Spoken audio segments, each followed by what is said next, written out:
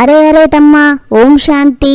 ತಂದೆಯ ಸಮಾನ ದಯಾಹೃದಯಿ ಆಗಿ, ದಯಾಹೃದಯಿ ಮಕ್ಕಳೇ ಎಲ್ಲರನ್ನೂ ದುಃಖದಿಂದ ಬಿಡಿಸಿ ಪತಿತರಿಂದ ಪಾವನ ಮಾಡುವ ಸೇವೆ ಮಾಡುತ್ತಾರೆ. ನಿನ್ನ ಪರಿಸ್ಥಿತಿ ಕೆಟ್ಟಿರುವಾಗ ಸಮಯ ಮತ್ತು ದೇವರನ್ನು ಬಲವಾಗಿ ನಂಬು, ಏಕೆಂದರೆ ಸಮಯಕ್ಕೆ ಕಲ್ಲಿದ್ದಲನ್ನು ವಜ್ರವನ್ನಾಗಿ ಪರಿವರ್ತಿಸುವ ಶಕ್ತಿ ಇದೆ. ಪರಮಾತ್ಮನಿಗೆ ಭಿಕ್ಷುಕನನ್ನು ರಾಜನಾಗಿಸುವ ಶಕ್ತಿ ಇದೆಯಂತೆ ತಮ್ಮ. ಓಂ ಶಾಂತಿ ಅಣ್ಣ. ಅಣ್ಣ, ಬಾಬಾ ಹೇಳ್ತಾರೆ, ಇಡೀ ಪ್ರಪಂಚದ ಬೇಡಿಕೆ ಯಾವುದಾಗಿದೆ ಗೊತ್ತಾ? ಶಾಂತಿ ಹಾಗೂ ಸುಖ ಸಿಗಲೇಬೇಕು ಎಂಬುದು ಇಡೀ ಪ್ರಪಂಚದ ಬೇಡಿಕೆ. ಸರ್ವ ಮಕ್ಕಳ ಕೂಗನ್ನು ಕೇಳಿ ತಂದೆ ಬರ್ತಾರೆ.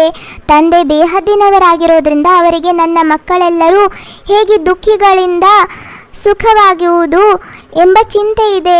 ತಂದೆ ತಿಳಿಸ್ತಾರೆ, ಮಕ್ಕಳೇ, ಈ ಹಳೆಯ ಪ್ರಪಂಚವೂ ನನ್ನದೇ ಆಗಿದೆ, ಎಲ್ಲ ಮಕ್ಕಳು ನನ್ನವರೇ ಆಗಿದ್ದಾರೆ. ಸರ್ವರನ್ನ ದುಃಖದಿಂದ ಬಿಡಿಸಲು ಬಂದಿದ್ದೇನೆ. ಇದನ್ನು ನಾನೇ ಪತಿತರಿಂದ ಪಾವನ ಮಾಡಬೇಕು. ಓಂ ಶಾಂತಿ. ತಂದೆಯು ಮಕ್ಕಳನ್ನು ಪಾವನ ಮಾಡ್ತಿದ್ದಾರೆ. ಆದ್ದರಿಂದ ಅಗತ್ಯವಾಗಿ ತಂದೆಯೊಂದಿಗೆ ಪ್ರೀತಿ ಇರಬೇಕು. ಪರಸ್ಪರ ಸಹೋದರ ಸಹೋದರಿಯರಲ್ಲಿಯೂ ಪ್ರೀತಿಯ ಸರಿಯಾಗಿದೆ. ಒಬ್ಬ ತಂದೆ ಮಕ್ಕಳು ಪರಸ್ಪರ ಸಹೋದರ ಸಹೋದರರಾಗಿದ್ದಾರೆ, ಆದರೆ ಪಾವನ ಮಾಡುವವರು ಒಬ್ಬ ತಂದೆಯಾಗಿದ್ದಾರೆ. ಆದ್ದರಿಂದ ಎಲ್ಲ ಮಕ್ಕಳಿಗೂ ಒಬ್ಬ ತಂದೆಯ ಮೇಲೆ ಪ್ರೀತಿಯು ಹೊರಟು ಹೋಗುತ್ತೆ. ಈ ಹಳೆಯ ಪ್ರಪಂಚವು ನನ್ನದೇ ಆಗಿದೆ. ಇಡೀ ಪ್ರಪಂಚದ ಮಾಲೀಕ ನಾನೇ ಆಗಿದ್ದೇನೆ. ಬಲೆ, ನಾನು ಹೊಸ ಪ್ರಪಂಚದಲ್ಲಿ ರಾಜ್ಯಭಾರ ಮಾಡುವುದಿಲ್ಲ, ಆದರೂ ಅದು ನನ್ನದಾಗಿದೆ. ನನ್ನ ಮಕ್ಕಳು ನನ್ನ ಈ ವಿಶಾಲ ಮನೆಯಲ್ಲಿ ಬಹಳ ಸುಖವಾಗಿದ್ದಾರೆ ಹಾಗೂ ನಂತರ ದುಃಖವನ್ನು ಪಡೆಯುತ್ತಾರೆ. ಇದು ಆಟವಾಗಿದೆ. ಈ ಇಡೀ ಬೇಹದ್ದಿನ ಪ್ರಪಂಚವು ನಮ್ಮ ಮನೆಯಾಗಿದೆ. ಇದು ಅತಿ ದೊಡ್ಡ ನಾಟಕದ ಮಂಟಪವಾಗಿದೆ. ಈ ಪೂರ್ಣ ಮನೆಯಲ್ಲಿ ನನ್ನ ಮಕ್ಕಳಿದ್ದಾರೆಂದು ತಿಳಿದುಕೊಂಡಿದ್ದಾರೆ. ಇಡೀ ಪ್ರಪಂಚವನ್ನು ನೋಡುತ್ತಾರೆ. ಎಲ್ಲವೂ ಚೈತನ್ಯವಾಗಿದೆ. ಎಲ್ಲ ಮಕ್ಕಳು ಈ ಸಮಯದಲ್ಲಿ ದುಃಖಿಗಳಾಗಿದ್ದಾರೆ. ಆದ್ದರಿಂದ ಬಾಬಾ ನಮ್ಮನ್ನು ಈ ಕೊಳಕು ದುಃಖಿ ಪ್ರಪಂಚದಿಂದ ಶಾಂತಿಯ ಪ್ರಪಂಚಕ್ಕೆ ಕರೆದುಕೊಂಡು ಹೋಗಿ ಶಾಂತಿ ದೇವ ಎಂದು ಬೇಡುತ್ತಾರೆ. ತಂದೆಯನ್ನೇ ಬೇಡುತ್ತಾರೆ. ಹೀಗೆ ದೇವತೆಗಳಿಗೆ ಹೇಳಲು ಸಾಧ್ಯವಿಲ್ಲ. ಎಲ್ಲರಿಗೂ ಆ ತಂದೆಯು ಒಬ್ಬರೇ ಆಗಿದ್ದಾರೆ. ಅವರಿಗೆ ಇಡೀ ಪ್ರಪಂಚದ ಚಿಂತೆ ಇದೆ. 4 ಜನಕ್ಕೆ ಸಹಾಯ ಮಾಡೋ ಗುಣ ನಿನ್ನದಾದರೆ ನೀನು ಯಾವ ದೇವಾಲಯಕ್ಕೂ ಹೋಗಬೇಕಾದ ಅವಶ್ಯಕತೆ ಇಲ್ಲ. ನೀನು ನಂಬಿದ ದೇವರು ನಿನ್ನನ್ನ ಹುಡುಕುತ್ತಾ ನಿನ್ನ ಮನೆಗೆ ಬರುವನು. ಅಣ್ಣ, ತಂದೆ ಬಂದು ಸ್ವರ್ಗವನ್ನ ಸ್ಥಾಪನೆ ಮಾಡ್ತಾರೆ. ನೀವು ಮಕ್ಕಳಿಗೆ ರಾಜಯೋಗವನ್ನ ಕಲಿಸ್ತಾರೆ. ತಂದೆ ತಿಳಿಸ್ತಾರೆ, ಮಧುರ ಮಕ್ಕಳೇ, ನಾನು ನಿಮಗೆ ಈ ಜ್ಞಾನವನ್ನ ಹೇಳುತ್ತೇನೆ. ನನ್ನಲ್ಲಿಯೇ ಈ ಜ್ಞಾನವಿದೆ. ನಾನು ಜ್ಞಾನ ಸಾಗರನಾಗಿದ್ದೇನೆ. ಶಾಸ್ತ್ರಗಳ ಅಥಾರಿಟಿ ಎಂದು ಹೇಳುತ್ತಾರೆ, ಆದರೆ ಆ ಶಾಸ್ತ್ರಗಳನ್ನು ಬರೆದಿರುವವರು ಆತ್ಮಗಳೇ ಆಗಿದ್ದಾರೆ ಎಂದು ತಿಳಿದುಕೊಂಡಿಲ್ಲ. ತಂದೆಯನ್ನೇ ತಿಳಿದುಕೊಂಡಿಲ್ಲ. ತಂದೆಯು ವಿಶ್ವದ ಮಾಲೀಕರನ್ನಾಗಿ ಮಾಡ್ತಾರೆ. ಅವರನ್ನೇ ಕಲ್ಲು ಮುಳ್ಳು ಎಲ್ಲದರಲ್ಲಿಯೂ ಇದ್ದಾರೆ ಎಂದು ಹೇಳಿಬಿಟ್ಟಿದ್ದಾರೆ.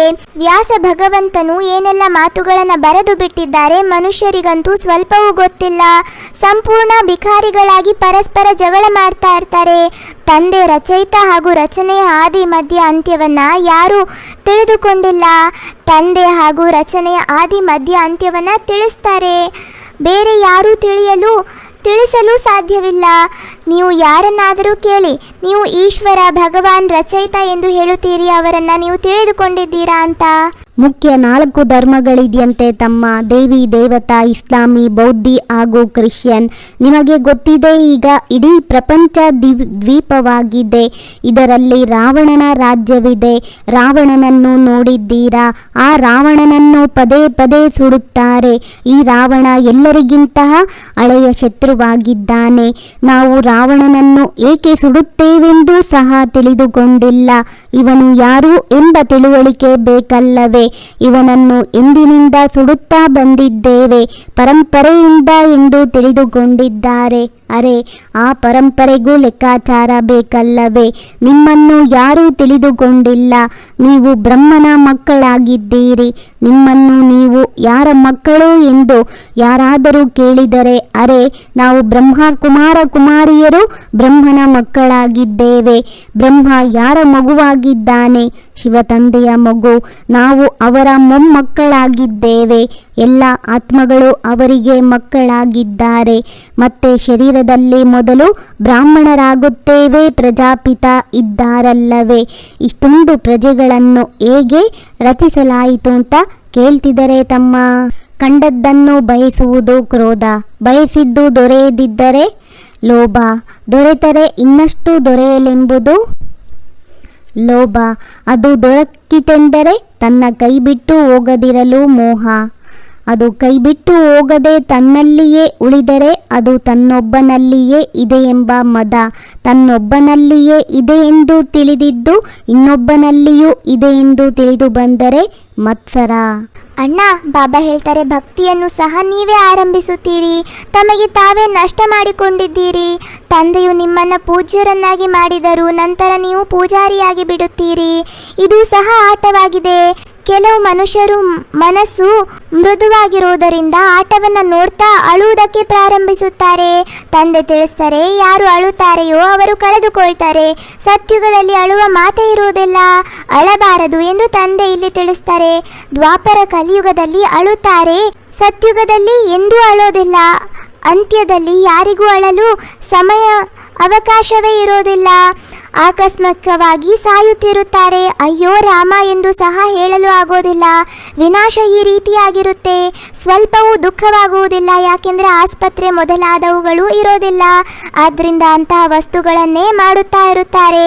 ತಂದೆ ತಿಳಿಸ್ತಾರೆ, ರಾವಣನ ಮೇಲೆ ಜಯಗಳಿಸಲು ನಿಮ್ಮ ಮಂಗಗಳ ಸೈನ್ಯ ನಾನು ತಯಾರು ಮಾಡುತ್ತೇನೆ. ಈಗ ನಿಮಗೆ ತಂದೆಯು ರಾವಣನ ಮೇಲೆ ಹೇಗೆ ವಿಜಯಿಯಾಗಬೇಕು ಎಂಬ ಉಪಾಯವನ್ನು ತಿಳಿಸ್ತಿದ್ದಾರೆ. ತಂದೆಯ ಸಮಾನ ದಯಾ ಹೃದಯಿ ಆಗಬೇಕು. ಎಲ್ಲರನ್ನೂ ದುಃಖದಿಂದ ಬಿಡಿಸಿ ಪಾವನ ಮಾಡುವ ಸೇವೆ ಮಾಡಬೇಕು. ಪಾವನರಾಗಲು ಒಬ್ಬ ತಂದೆಯೊಂದಿಗೆ ಬಹಳ ಬಹಳ ಪ್ರೀತಿಯನ್ನಿಡಬೇಕು. ತಂದೆಯು ತಿಳಿಸುತ್ತಾರೆ, ಯಾರು ಅಳುತ್ತಾರೆ ಅವರು ಕಳೆದುಕೊಳ್ಳುತ್ತಾರೆ. ಆದ್ದರಿಂದ ಎಂತಹ ಪರಿಸ್ಥಿತಿಯಲ್ಲಿಯೂ ಅಳಬಾರದು. ಅಣ್ಣ, ಬಾಬಾ ನಮ್ಮೆಲ್ಲರಿಗೂ ವರದಾನ ಕೊಡ್ತಿದ್ದಾರೆ. ಸ್ವಯಂನ ರಾಜ್ಯದ ಮೂಲಕ ತನ್ನ ಸಖಿಯರಿಗೆ ಸ್ನೇಹ ಸಹಯೋಗಿಯಾಗುವಂತಹ ಮಾಸ್ಟರ್ ದಾತಾಭವ. ರಾಜ ಅರ್ಥಾತ್ ದಾತಾಗೆ ಹೇಳುವ ಅಥವಾ ಕೇಳುವ ಅಗತ್ಯವಿಲ್ಲ. ಸ್ವಯಂ ಪ್ರತಿಯೊಬ್ಬರಿಗಾಗಿ ರಾಜರಿಗೆ ತಮ್ಮ ಸ್ನೇಹದ ಉಡುಗೊರೆಯನ್ನು ಅರ್ಪಿಸುತ್ತಾರೆ. ನೀವು ಸಹ ಸ್ವಯಂನ ಮೇಲೆ ರಾಜ್ಯ ಮಾಡುವಂತಹ ರಾಜ ಆಗಿ, ಆಗ ಪ್ರತಿಯೊಬ್ಬರೂ ನಿಮ್ಮ ಮುಂದೆ ಸಹಯೋಗದ ಉಡುಗೊರೆಯನ್ನು ಅರ್ಪಣೆ ಮಾಡ್ತಾರೆ. ಯಾರಿಗೆ ಸ್ವಯಂ ಮೇಲೆ ರಾಜ್ಯವಿದೆ ಅವರ ಮುಂದೆ ಲೌಕಿಕ ಅಲೌಕಿಕ ಜೊತೆಗಾರರು ಜಿ ಹಾ, ಜಿ ಹಜೂರ್, ಹಾ ಜಿ ಎಂದು ಹೇಳ್ತಾ ಸ್ನೇಹ ಸಹಯೋಗಿಗಳಾಗುತ್ತಾರೆ. ಪರಿವಾರದಲ್ಲಿ ಎಂದು ಆದೇಶ ನಡೆಸಬೇಡಿ. ನಿಮ್ಮ ಕರ್ಮೇಂದ್ರಿಯಗಳ ಮೇಲೆ ಆದೇಶವನ್ನು ಇಟ್ಟುಕೊಂಡಾಗ ನಿಮ್ಮ ಎಲ್ಲ ಜೊತೆಗಾರರು ಸಹ ಸ್ನೇಹಿ ಸಹಯೋಗಿಗಳಾಗ್ತಾರೆ. ಅಣ್ಣ, ಇಂದಿನ ಸ್ಲೋಗನ್ ಆಗಿದೆ, ಸರ್ವ ಪ್ರಾಪ್ತಿಗಳ ಸಾಧನಗಳು ಇದ್ದರೂ ಸಹ ವೃತ್ತಿಯಿಂದ ಉಪರಾಮರಾಗಿರುವುದಕ್ಕೆ ಹೇಳಲಾಗುವುದು ವೈರಾಗ್ಯ ವೃತ್ತಿ.